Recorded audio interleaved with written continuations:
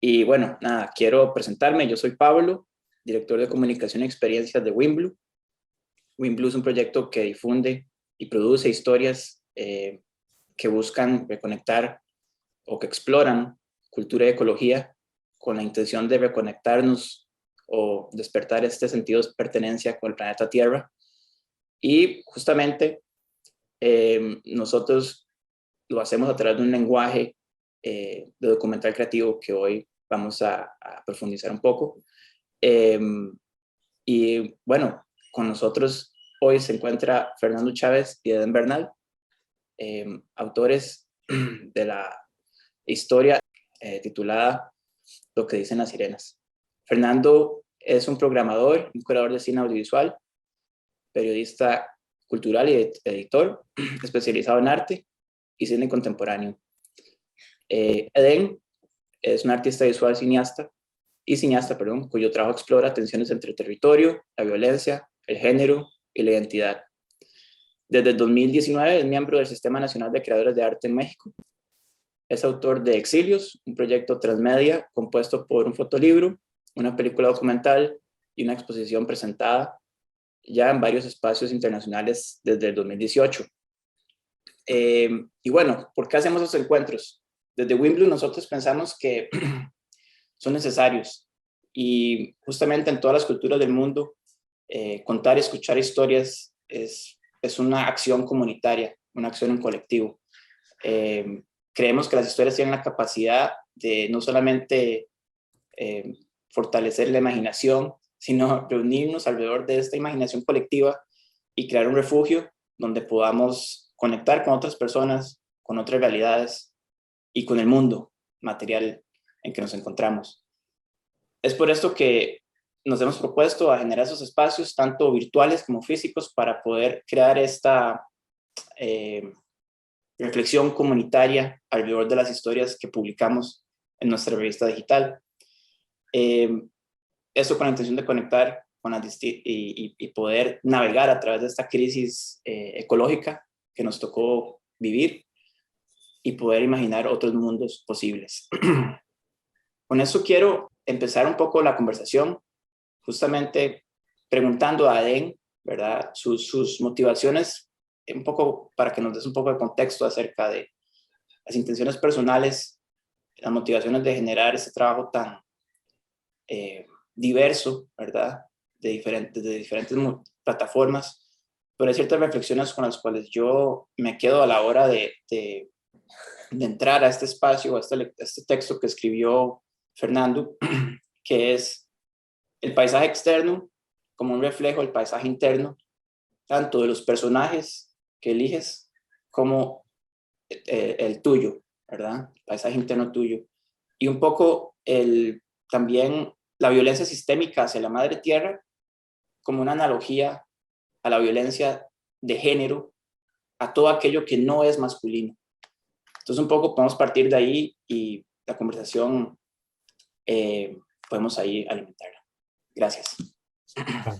Pues muchas gracias por la invitación, me da mucho gusto estar aquí. Y bueno, el trabajo comienza como desde lo íntimo del espacio de la casa de mis padres, donde mi abuela decidió pasar las últimas 3 décadas de su vida sin salir de su habitación.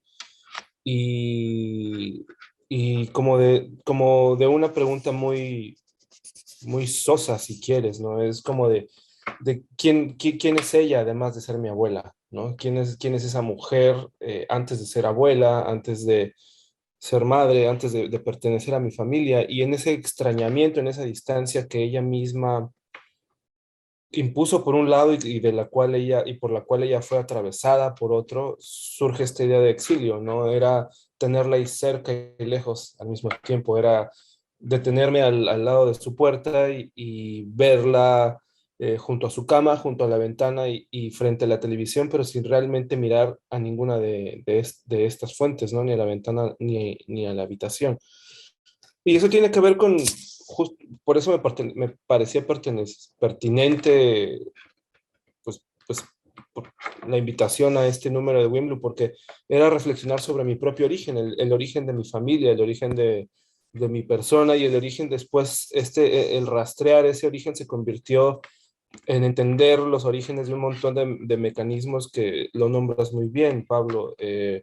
Creo que la violencia y el control que se busca ejercer sobre la naturaleza es simplemente un reflejo sobre la violencia y el control que se busca ejercer sobre lo femenino, ¿no? Sobre la energía femenina que nos habita a todos, hombres o mujeres o sexodiversos. Em, y que históricamente pues ha marcado nuestra existencia, ¿no? Entonces eso por supuesto va como de lo micro a lo macro y entender lo macro es muy complejo, ¿no? No pretendo en ningún momento entender todo esto y es por eso que decido solo enfocarme en la historia eh, y ahí es donde se va tejiendo como el sistema de trabajo que pretendo resulte al final. Se va tejiendo la historia donde participan Adela, mi propia abuela, que es con la que comienza todo, después Mercedes y Armida, que son dos ancianas pescadoras, y Berta, que era la mejor amiga de ambas en la infancia, una vaquera que vive aislada en el bosque, ¿no? Entonces, desde mi abuela en Ciudad de México a Sonora, que son no sé cuántos miles de kilómetros de distancia, hay estos mismos patrones de sometimiento desde la infancia, de huida, buscando refugio, un lugar. Creo que esa es una búsqueda heredada desde ellas, la búsqueda de un lugar, de un sitio propio, de una habitación propia, escribía Virginia Woolf, ¿no? Pero que después ni siquiera la habitación es suficiente, ¿no? Ni siquiera la habitación es suficiente y se continúa esta búsqueda por toda la vida, ¿no? Y eso tiene que ver justo con las violencias sistémicas que acontecen tanto en Ciudad de México como en Tlaxcala, que es el estado donde nació mi abuela, y a miles de kilómetros a la distancia en el desierto en Sonora, ¿no? Y que esto seguramente resuena, como en algún momento llegó a pasar, en otras historias en Latinoamérica, ¿no? El proyecto fue presentado en su versión de largometraje en el Festival de Cine de Costa Rica, en Chiapas, en el sur de México y en otros lugares, y justamente había esa conexión, ¿no? Como esa simpatía por las ancianas, porque la historia de ellas es la historia de la abuela de muchos de nosotros, ¿no? Independientemente del territorio donde estemos. Y esta historia es paralela a la agresión al territorio, a la tierra, a la naturaleza, que también sucede en muchos de estos territorios. En algún momento el documental se proyectó en Chiapas y en ese momento había en Guatemala, por ejemplo, problemas fuertes de asesinatos de lideresas eh, por la defensa y el cuidado de la selva, ¿no? Entonces, al final de cuentas, estas historias siempre van conectadas, ¿no? Y si bien Mercedes y Armida, que son como las que más peso tienen o más protagonismo tienen en las diferentes historias que cuenta El canto de la sirena y El exilio, aunque bien ellas no son ni activistas ni son feministas declaradas, yo lo que pienso es que lo son en la práctica, no en la teoría, no en la ideología, pero lo son en la práctica y son esas historias que justamente al no pertenecer a una colectividad o al no ser a veces tema de reportaje periodístico o de una aproximación más periodística, no son noticia porque es lo cotidiano, lo normalizado en nuestro continente, justamente pasan desapercibidas, ¿no? Y tendemos a verlas como eso, como anécdota, ¿no? A mi abuela le pasó esto, ¿no?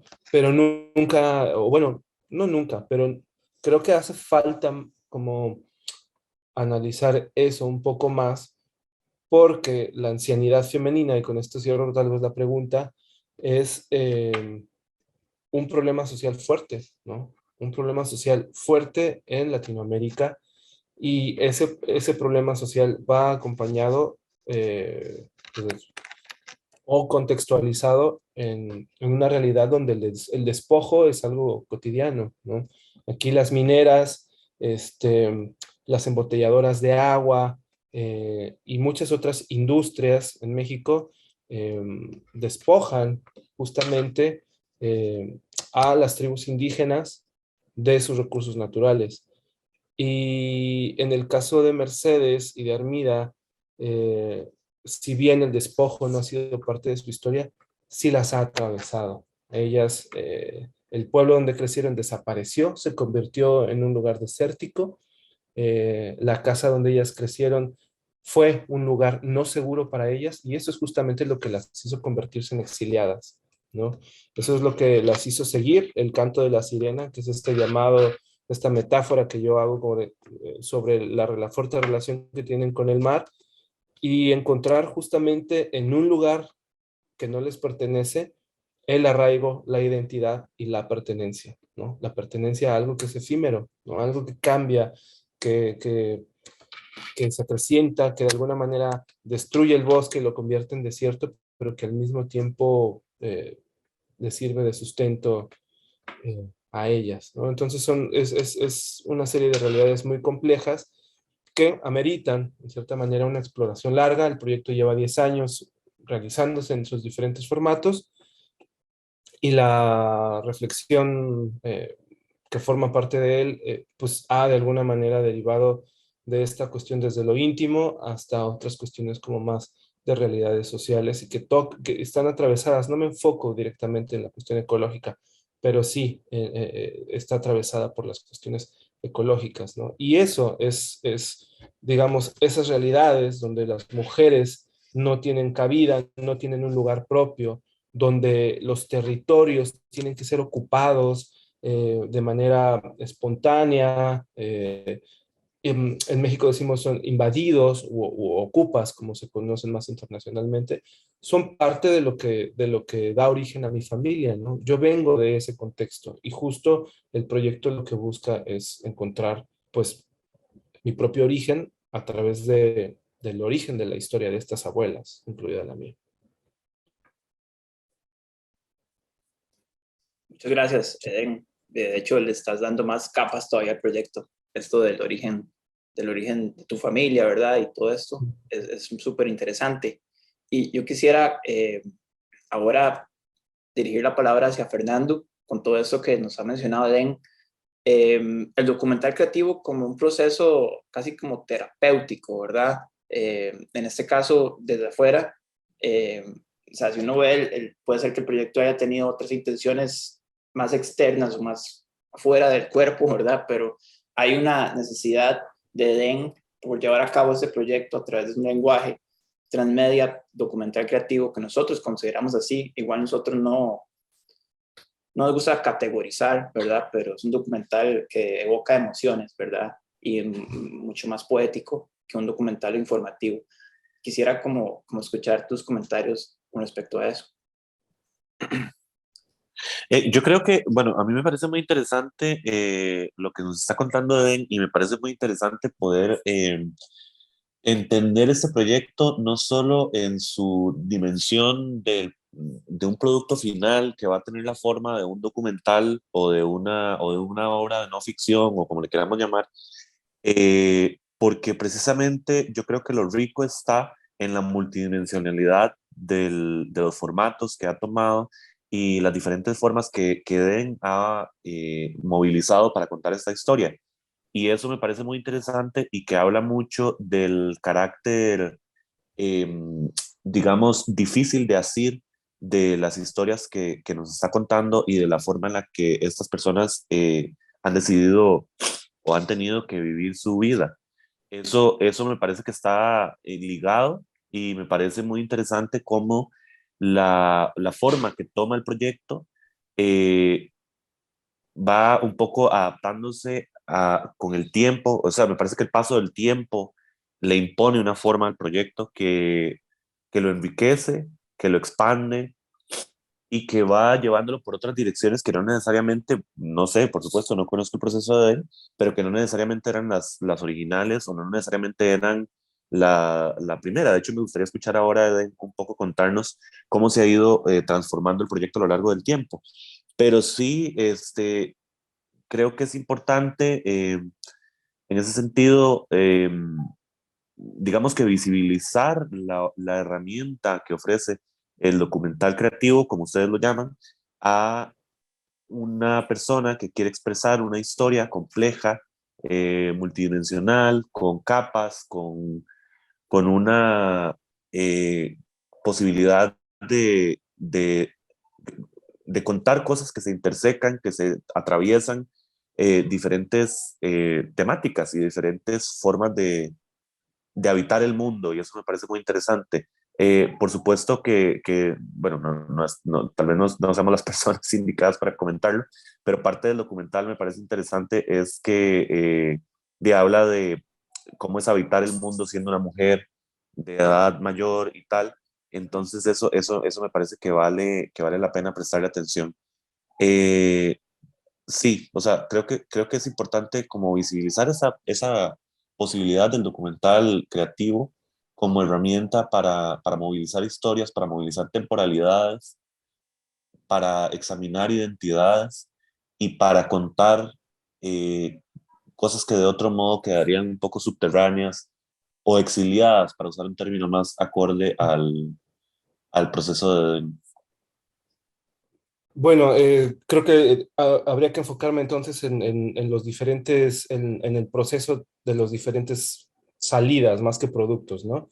Entonces, en un primer momento hice un cortometraje que planeé justamente como la etapa de desarrollo para un largometraje, ¿no? Esa era como la estrategia en términos también como de manejo de presupuesto, de fondos que conseguí y de una primera aproximación.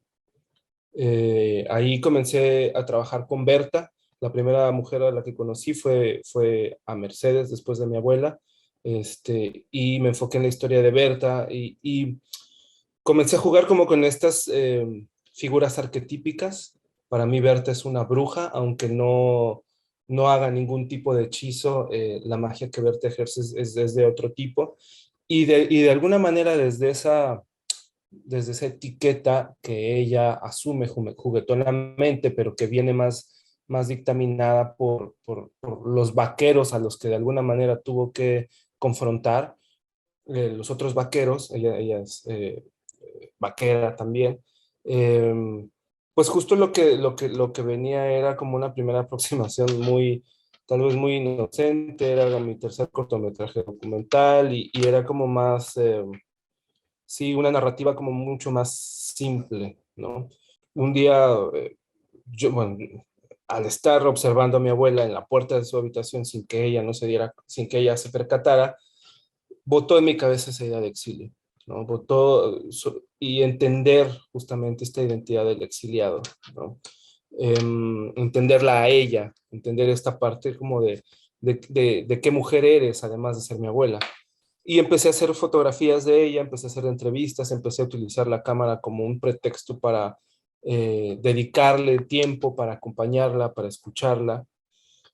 Sin embargo, de manera paralela estaba trabajando en otro proyecto que tenía que ver más justamente con estos despojos de los que les hablo, de los recursos naturales de las tribus indígenas. En paralelo estaba haciendo un documental en Sonora, en el desierto, que tenía que ver con mover un río, cortar el cauce de un río y con ello cortar la existencia de la tribu Yaqui, que es una de las principales tribus del estado de Sonora en el suroeste de México, perdón, noroeste de México. Entonces estaba trabajando ambos proyectos, pero como dice mi madre, es difícil ser párroco de dos iglesias. Entonces, este proyecto Mover un Río ocupó mucho de mi tiempo y en ese proceso mi abuela murió. Entonces, no pude hacerle un montón de preguntas, no pude llevarla de vuelta al pueblo donde nació, no pude de alguna manera sacarla de esa habitación con el pretexto de la cámara, que era la intención que yo tenía, y tenía todavía muchas incógnitas. Entonces, estando en Sonora grabando este documental Mover un Río, eh, uno de nuestros amigos, personajes, fixers y demás, que eso es un poco lo que pasa en el trabajo, que se va diluyendo las figuras y se convierten en gente que es parte de tu vida. Entonces, uno de los participantes de esa película dijo como muy juguetonamente, pues por ahí anda mi abuela en la costa. Él nos estaba explicando cómo ese territorio de más de 35 kilómetros del pueblo a la costa había sido desecado, ¿no? Como interrumpir el río lo había convertido en un desierto, y eso es lo que estábamos grabando. Entonces, al alcanzar la costa, él solamente nombró que su abuela tenía 80 años casi y que seguía trabajando y que acampaba en esa playa solitaria y desangelada que es el estero de los algodones, ¿no? Entonces eso de alguna manera se quedó grabado en mi cabeza, y ante la fuerte emoción de la pérdida de mi abuela dije, bueno, tengo que resolver estas preguntas que no le pude hacer a Adela, y tengo que encontrar a alguien que, pues, que las responda, ¿no? Y pensé en doña Mercedes. Yo ni siquiera la había logrado ver esa tarde que visitamos la playa de los algodones. Entonces estuve buscando a Franco 6 meses, nunca lo encontré, pero encontré a otra gente en el pueblo que podía decirme dónde vivía esa pescadora de la que yo había escuchado, y eso hice. Conseguí algunos fondos para volar allá. Nos conocimos una noche, apenas nos veíamos debajo de la luz de un foco muy, muy débil que había ahí, y al otro día le expliqué qué buscaba. Ella se rió de mí, pero al otro día estábamos grabando, el otro día estábamos pescando juntos, recolectando ostiones, siguiéndola, y así es como comenzó todo ese viaje, ¿no? Yo empecé a trabajar con ella, eh, y como al tercer viaje, que será como en los primeros 8 meses, ella me habló de doña Berta. Mi contacto allá me dijo literalmente, ya entendí lo que buscas, te voy a presentar a mi suegra. Y me llevaron al rancho de doña Berta, y ahí fue donde me di cuenta que tenía que hacer la historia sobre ella, porque es una mujer muy interesante en el sentido en el que sabe quién es. Y me lo dice, y sale en el documental esta parte donde dice, te voy a contar lo que yo quiera, ¿no? No tiene que ser verdad, pero tú me vas a tener que creer, porque yo voy a controlar la historia, yo voy a controlar la narrativa, ¿no? Había una vez unos vaqueros que me quitaron 9 vacas y no me las querían dar. Y ahí arranca el documental, y ahí arranca como esta parte de esta mujer que en medio de un bosque de álamos, un lugar hermoso, pero sin agua potable, sin luz eléctrica, sin gas, y con 40 grados centígrados a los 80 años, todavía cuida de sus vacas y hace quesos, ¿no? Entonces, en este empoderamiento, en esta fuerza con la que ella misma se cuenta a sí misma, pues surgió esa primera aproximación, ¿no?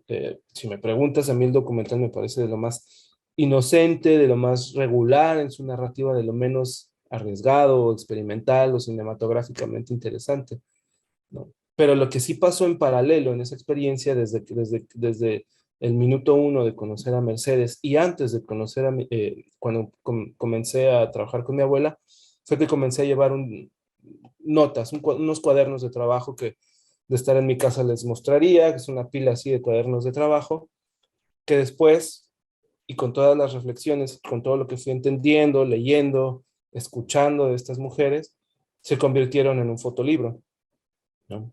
Que es Exilios, que es el fotolibro bueno, Pablo conoce, y que tuve la fortuna, estaba leyendo a Alessandra, perdón, que tuve la fortuna que fuera seleccionado por Aperture First Photobook Award. Fue solamente nominado, pero pues es un gran concurso donde entran 500, 600 fotolibros de todo el mundo, y quedó entre los 10 finalistas, ¿no? Entonces, eso le dio como cierta proyección al libro, un libro autopublicado que imprimíamos en Hidra, Hidra más fotografía, que es un proyecto de Ana Casas. Lo imprimíamos ahí fue terminado de desarrollar en la incubadora de fotolibros que ella inició hace unos años.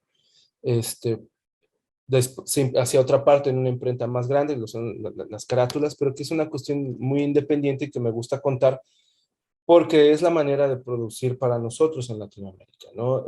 Imprimir en una impresora casera, valga la redundancia, ir yo por el papel en la bicicleta, llevarlo a cortar en la bicicleta, llevárselo a una encuadernadora, que era cuando se volvió una producción más grande, necesitaba de alguien que me ayudara a coserlo y demás, encontrar la forma de coserlo porque la estructura del libro es complicada, y ahí entran como en juego justo los elementos, ¿no?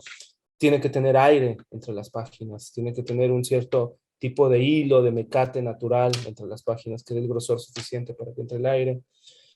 Tenía que tener una rugosidad el papel que remitiera a la arena del desierto, una paleta de colores que está predominando, determinada justo por esa arena del desierto.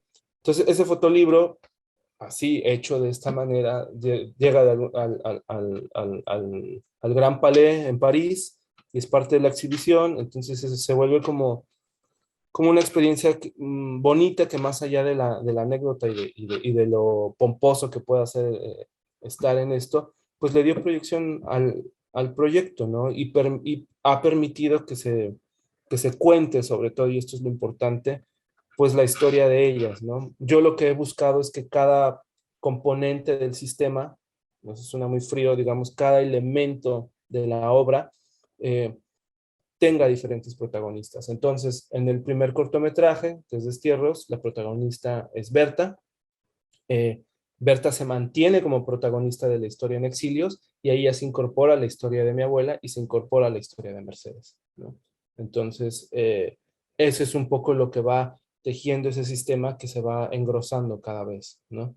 Y para cerrar, estoy trabajando en el largometraje de no ficción, y en el largometraje Mercedes se mantiene como una protagonista y entra su hermana Armida como coprotagonista, ¿no? Y entonces ya esa parte se va enfocando más como en las cuestiones de vejez, ¿no? Si bien eh, todo lo anterior tenía que ver más con lo íntimo y con cómo llegaron a ser quienes son, que esa es una pregunta que de alguna manera guía todo. Eh, el largometraje de no ficción tiene que ver con dónde estamos ahora y a dónde podemos dirigirnos. A los 80 años, siendo mujeres, indígenas, en medio del desierto, ¿qué sigue para nosotros? ¿No? Esa es la pregunta que de alguna manera estoy explorando, ¿no? Y que con suerte nos llevará al mar, ¿no? Entonces, de donde viene el canto de la sirena. Gracias por esa contextualización, Eden. Yo creo que es muy importante visibilizar todas esas partes del proceso y la forma en la que ha ido creciendo. Eso me parece como muy rico y que, como vos decís, habla mucho como de la forma en la que se ha ido desarrollando, y habla de las protagonistas también.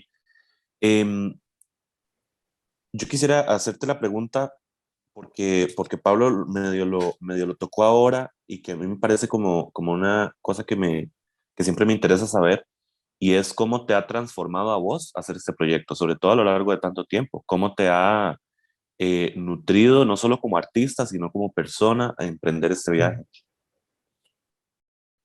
Creo que al final de cuentas la intención siempre ha sido más personal que artística, ¿no?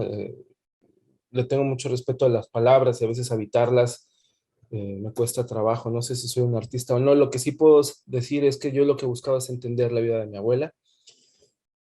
En el proceso y de manera más inconsciente y latente, quería de alguna manera sanar eh, la impronta que la historia de mi abuela había dejado en mi vida, ¿no? A mí me tocó verla muy chiquito, 3 años de edad menos, eh, romperse en llanto, ¿no? Por las cosas que vivía con mi abuelo, ¿no? Y eso te marca, ¿no? Eso te marca.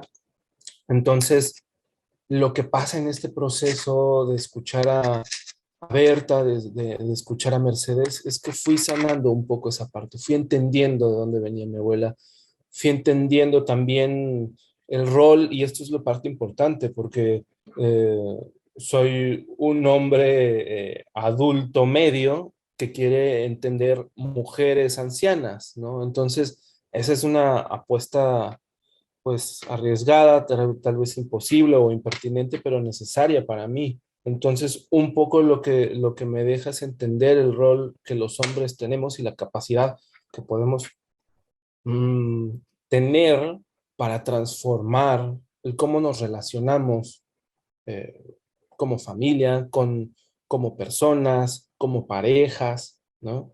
Entonces, la apuesta va desde ahí, ¿no? Cómo sanar y cómo transformar el cómo nos posicionamos frente a los otros al llamarnos hombres, ¿no?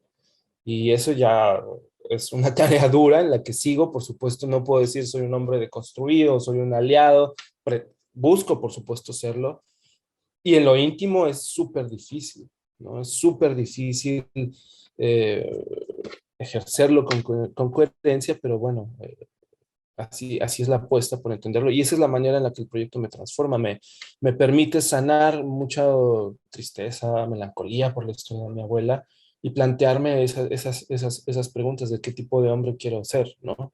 Y digo, si hablamos de la intimidad, puedo decir que apenas 9 años después de haber iniciado ese proyecto, apenas estoy pudiendo responder esa pregunta, ¿qué tipo de hombre quiero ser? ¿No? Eh, sí. Sí, eso definitivamente es algo que probablemente termines explorando en otro, en otro proyecto, porque obviamente se escapa un poco a la historia central que estás contando, pero yo creo que es algo que definitivamente se puede ver reflejado posteriormente en otras exploraciones. A mí me interesa mucho, o una de las cosas que más me interesa del proyecto es la forma en la que nos recuerda que la historia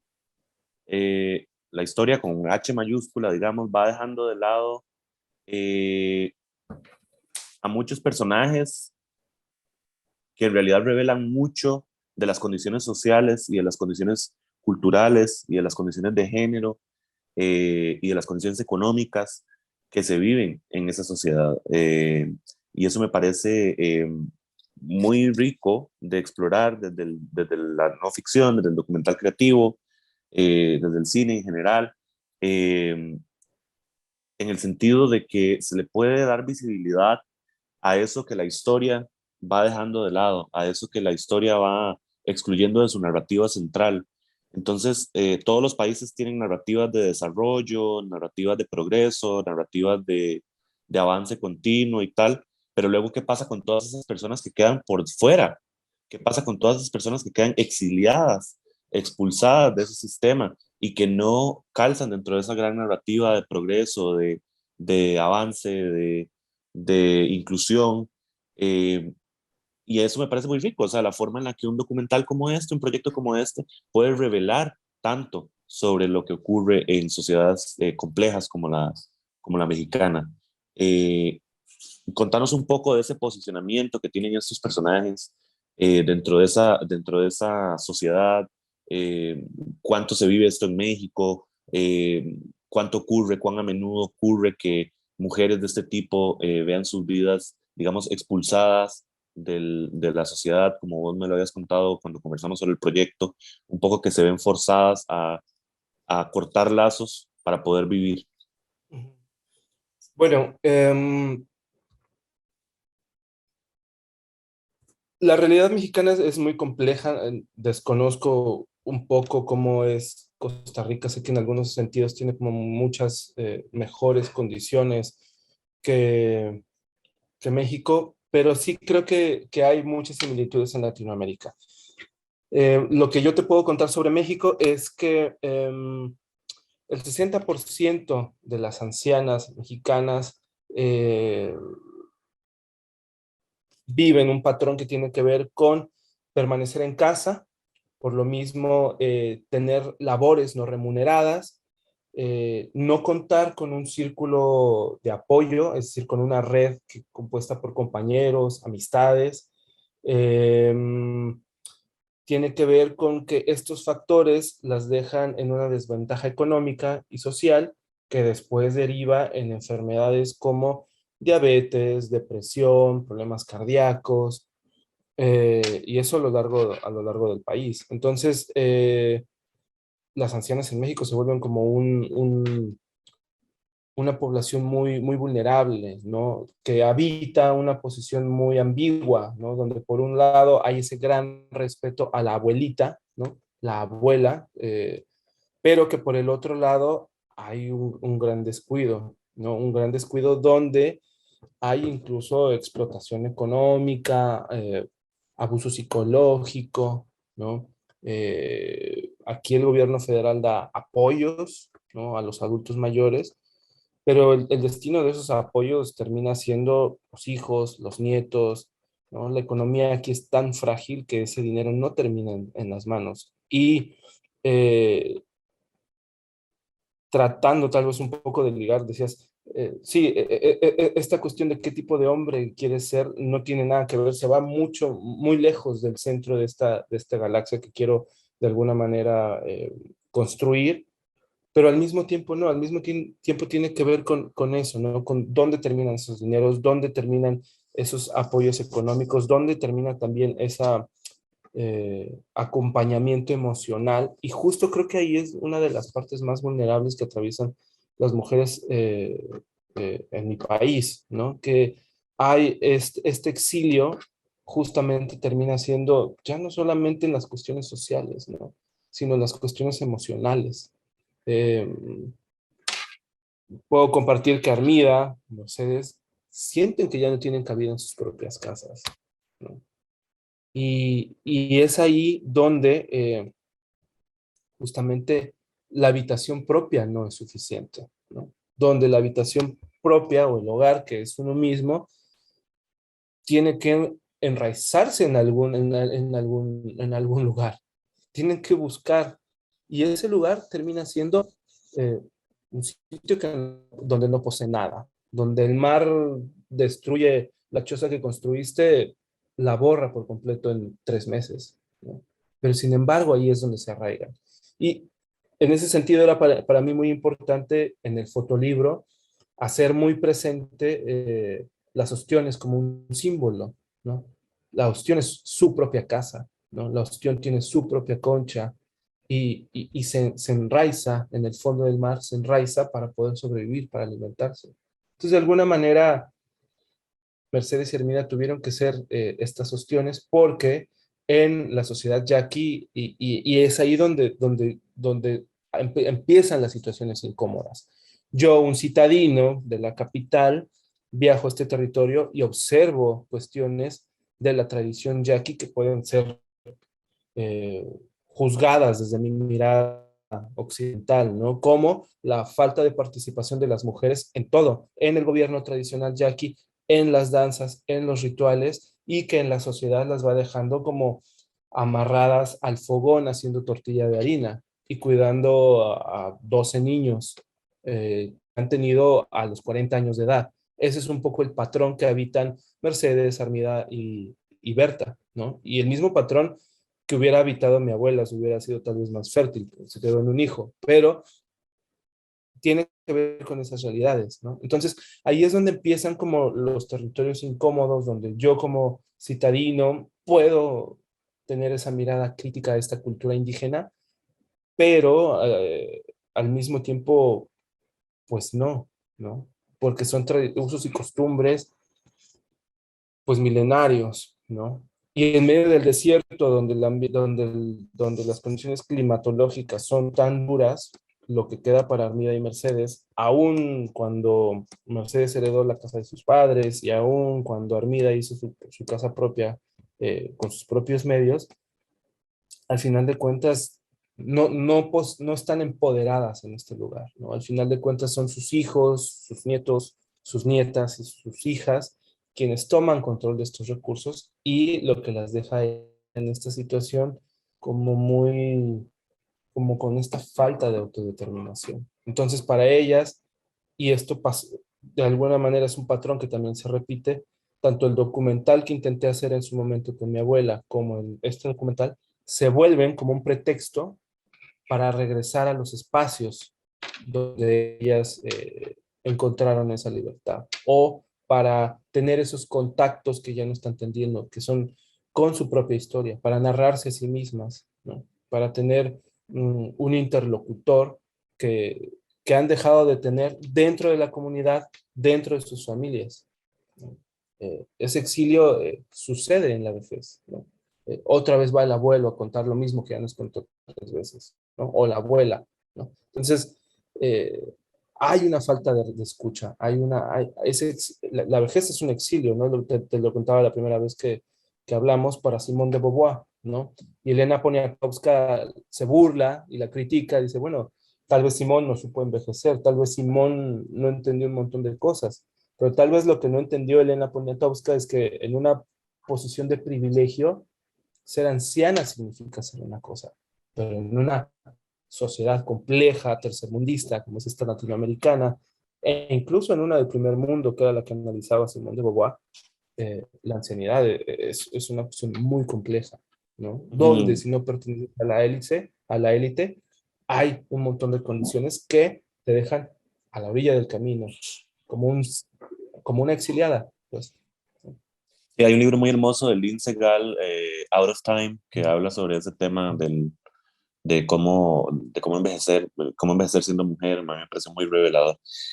No quisiera parecer como que me estoy desviando a lo estético porque no creo que esté desligado de lo que estás contando. Pero quisiera hablar un poco de la experiencia del tiempo, de la experiencia de la temporalidad y cómo eso se refleja en el tratamiento que vos le das a esta historia, porque evidentemente el tiempo y el paso del tiempo se experimenta de una manera muy distinta en las condiciones del desierto y en las condiciones del exilio y en las condiciones de la lejanía que lo que se experimenta en una ciudad, sobre todo en una ciudad como Ciudad de México, donde todo es tan acelerado. Y quisiera que nos contaras un poco acerca de cómo eso influye o nutre o desafía la forma en la que estás contando la historia.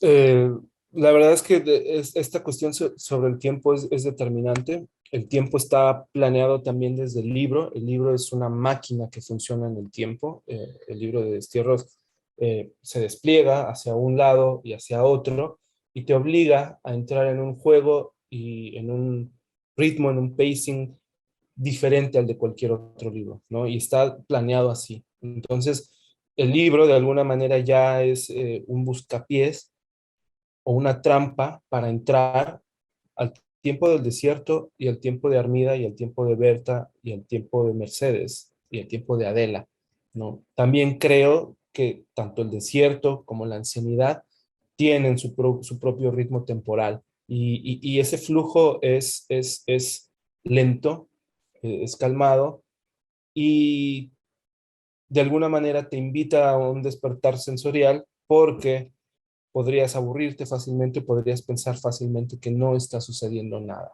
¿no? O en la recurrencia de la narración de una misma historia, podrías pensar que no se está diciendo nada nuevo, ¿no? Pero sí sucede. En cada vuelta que mi abuela le daba la misma historia, en cada vuelta que Berta, Mercedes y Hermida le dan a la misma historia, van surgiendo detalles nuevos. Y el tiempo en el desierto y a la orilla del estero tiene que ver con eso, con observar los pequeños detalles que tienen que ver con tal vez con los dramas internos o con los dramas minúsculos que atraviesan pues, las historias de estas mujeres.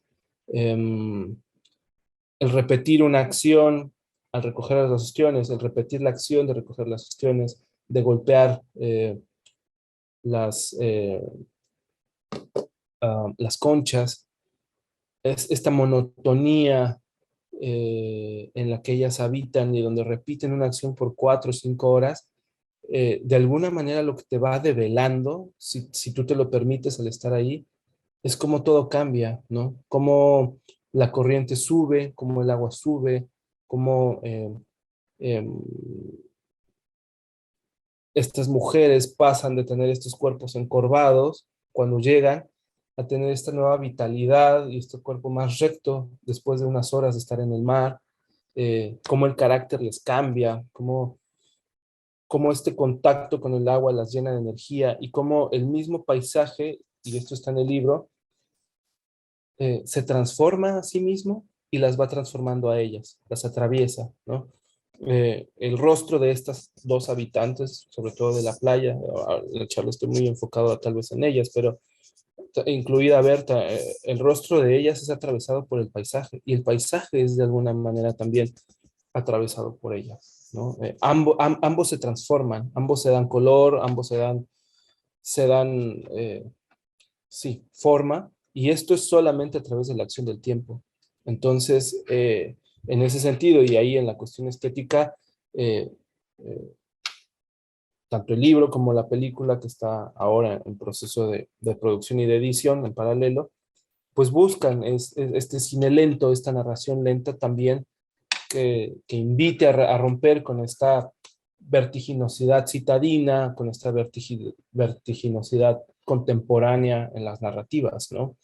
Eh, no tiene nada que ver Tarantino aquí, pero iríamos a la contra de Tarantino, ¿no? Iríamos por algo lento, por algo observacional, sensorial, este, y que la misma naturaleza de lo que estamos observando así lo demanda, ¿no? No surge como una necesidad estética, surge como como un respeto a lo observado y a lo escuchado, en este sentido, tanto el paisaje como las ancianas.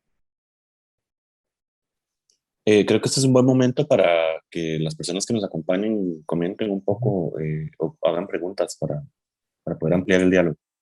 Yo nada más quería hacer un comentario con respecto a lo que hablaba Eden sobre esta mirada, digamos, desde un cuerpo de hombre, ¿verdad? Sobre una historia de mujeres, ¿verdad? Que me parece a mí súper necesaria, digamos, me parece muy valiente y quiero agradecerte, digamos, como persona experimentando una vida, una experiencia de vida en un cuerpo de mujer, eh, porque creo que más allá, digamos, de que las mujeres estemos como hablando o contando nuestras historias desde nuestra mirada como mujeres, más allá de lo vital e importante que es eso, creo que me parece súper valioso como esta mirada tuya, digamos, de reconocerte en una historia de una mujer, ¿verdad? Y de buscarte a vos mismo en la historia de una mujer que era tu abuela y después en las historias de estas otras abuelas, que son abuelas de otras personas. Y me parece como, bueno, primero muy valiente y la forma en la que lo haces es como muy desde lo no, digamos, tratando de imponer tu mirada tampoco, ¿verdad? Sino como desde una forma muy sincera, siento yo, eh, de, de, eh, de alguna forma y, estar inmerso como en las sensaciones y en los paisajes de estas mujeres que yo, ahora que mencionabas, bueno, la historia de Berta y como todos los nombres, al final yo personalmente con lo que me quedo es como que estás hablando de la abuela de todos, ¿verdad? De todos, porque al final como latinoamericanos creo que enfrentamos realidades muy similares y las mujeres y los ancianos y las ancianas enfrentan realidades muy similares y yo puedo ver a mis abuelas en esas abuelas, ¿verdad? Y estoy segura que todos aquí y, podemos también sentirnos un poco identificados con esa, ¿verdad? Con ese exilio en los que viven nuestros adultos mayores, porque son, como decía Fernando, un poco, viven como muy al margen de nuestra historia, de la historia que contamos como sociedad. Eh, y para cerrar el comentario, lo relaciono mucho con la historia, o sea, como con esta abuela, esta figura de la abuela la relaciono mucho con de la abuela que es nuestra madre naturaleza, ¿verdad? También como esta como marginalidad con la que la tratamos, con la que se toman políticas, con la que se toman decisiones, ¿verdad? Exiliándola de su propio, digamos, de su propia tierra, y son como reflexiones que me quedan mucho, sobre todo oyéndote hablar hoy, como más profundo sobre la historia y que un poco también lo habla Fernando en su comentario, ¿verdad? Sobre este documental. Entonces, bueno, nada, solo quería hacer como esta observación, digamos, y sobre todo lo más importante como desde mi experiencia como mujer y como invitándote a no sentirte como de alguna forma como incómodo por, digamos, hablar de realidades de mujeres, porque me parece que es como muy importante en estos tiempos que estamos atravesando. Nada, muchas gracias a ambos.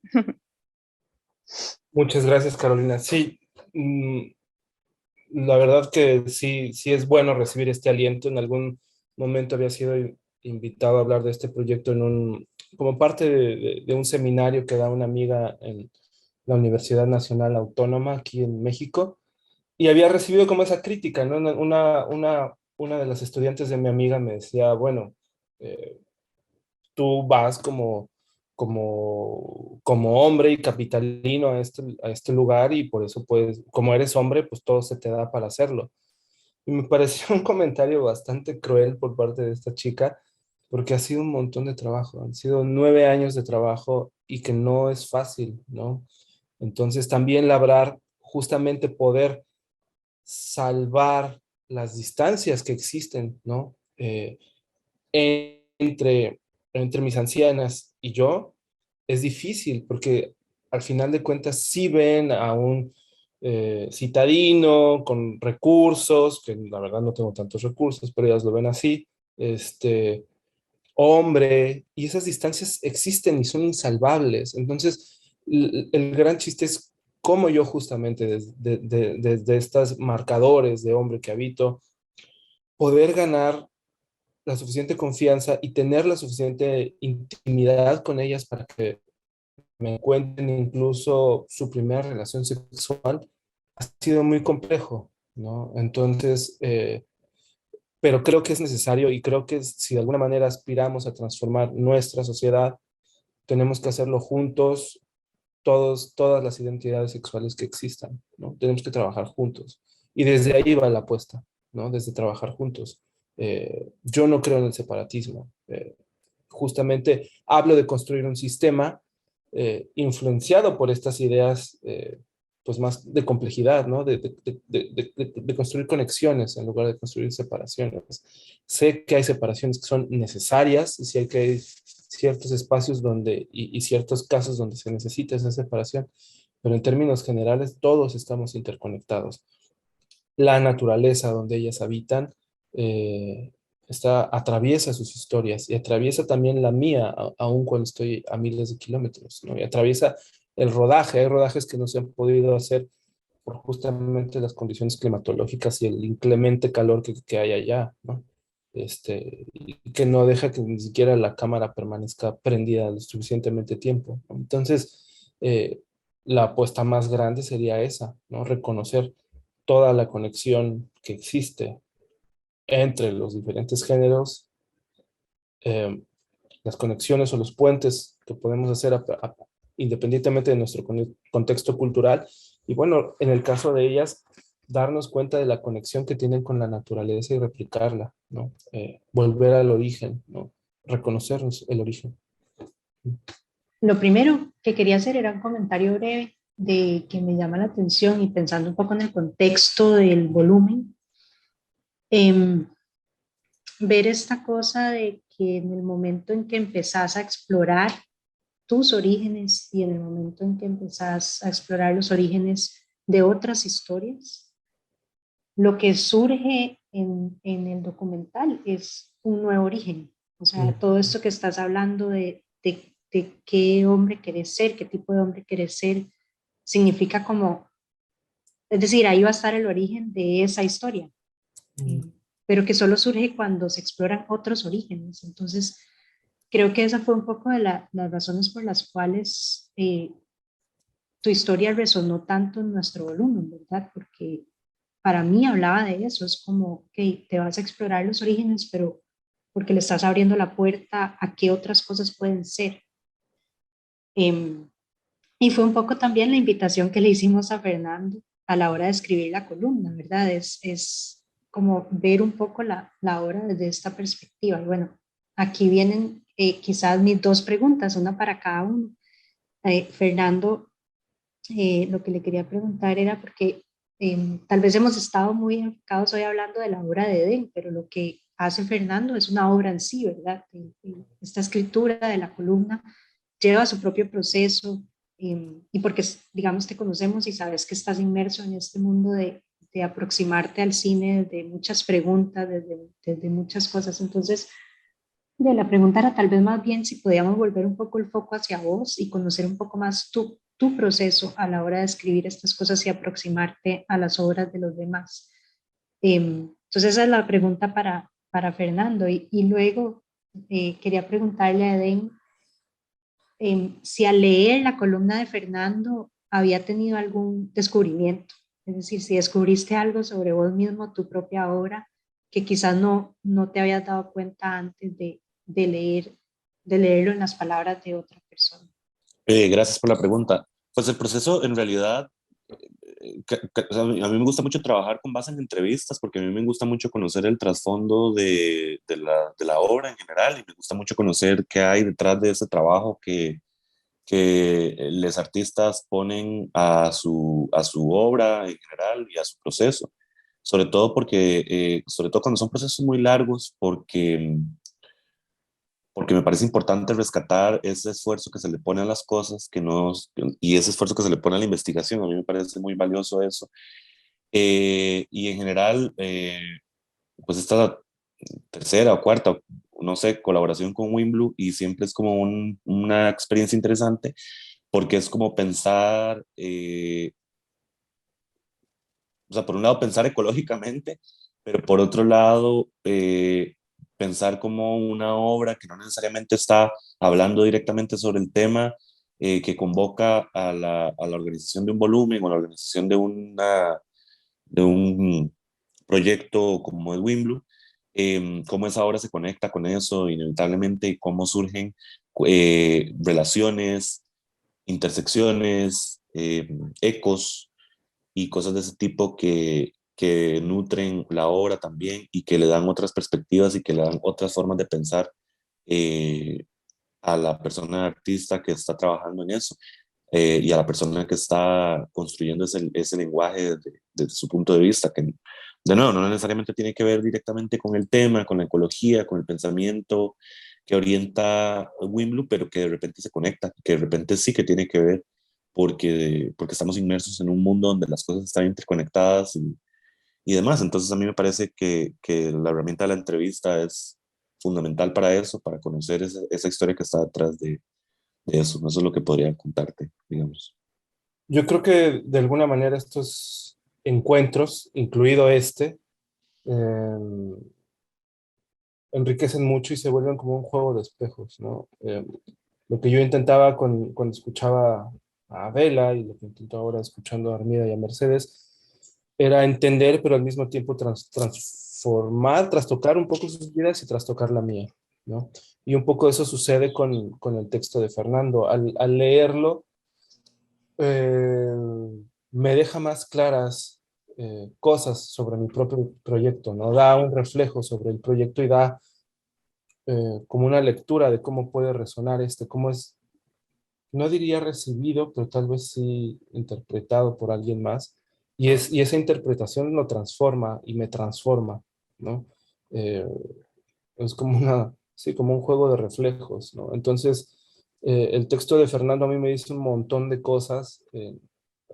El documental El canto de la sirena está todavía en proceso, está todavía en búsqueda de fondos, y nosotros hemos rescatado cosas del texto de Fernando para tratar de incorporarlas a la carpeta, ¿no? Incluso y seguir buscando fondos, justamente por cómo resuenan, por la manera en que Fernando tradujo algunas de las cosas que le dije o propone cosas o lecturas nuevas. Entonces, justamente ahí es donde se va generando como este sistema, suena muy fría la palabra, pero como este intercambio, digamos, de alguna manera. Entonces, esta charla y charlar con Fernando antes y leer el texto, pues ha sido enriquecedor para el proyecto y para, para mí como persona, ¿no? Entonces sí es como muy, muy bueno que Alessandra también no dejes de señalar esa parte, esa otra obra que sí es el texto, ¿no? Y bueno, para mí también es un gran privilegio pues, que escriban sobre un trabajo mío, ¿no? Es algo que nunca me había pasado, ¿no? Entonces, la verdad es que es una gran oportunidad y más que sea Fernando, pues quien lo haga, ¿no? Pues más bien gracias ahora sí que a las mujeres que tienen como también esa, no sé si valentía o confianza o mezcla de todo en compartirnos sus historias y bueno, a Fernando por tomarse el tiempo de hablar conmigo y de ver el trabajo y a Wimblu por darle esta plataforma y este espacio. Si querés apoyar nuestro proyecto, podés compartir este episodio, visitar nuestra revista digital wimblu.com, suscribirte a nuestro boletín o bien, si está dentro de tus posibilidades, unirte a nuestra comunidad de Patreon, donde podrás acceder a contenidos exclusivos desde los $3 al mes. Tu apoyo nos motiva y nos permite seguir creando y compartiendo contenido para reimaginar un mundo justo y sano para todas las formas de vida.